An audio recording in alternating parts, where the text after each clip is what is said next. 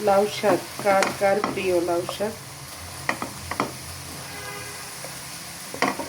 সবুজ শাক সবজি সবসময় খাওয়া উচিত।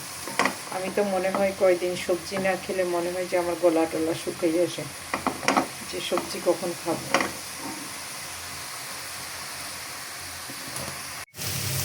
চিংড়ি মাছ দিয়ে পাঁচমিশালি সবজি, হালকা একটু ঝোল ঝোল রাখবো। এর মধ্যে আছে গাজর, ফুলকপি, ব্রোকলি, মিষ্টি কুমড়া, একটু আলু, একটু লাউয়ের ডাঁটা সহ একটু পাতা। এ ধরনের সবজি অনেক ভালো লাগে। টমেটো দিয়ে শোল মাছের মাখা মাখা, একটু ঝোল রাখবো, পাতলা হালকা একটু ঝোল রাখবো।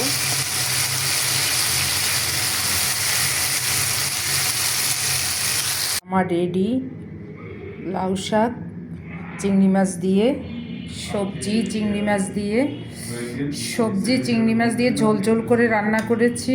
দেখো, সবজি তোমার দিকে চেয়ে থাকবে, এমন করে সবজি রান্না করবে, গোটা গোটা।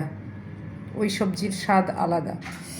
আর এই যে শোল মাছের ঝোল টমেটো দিয়ে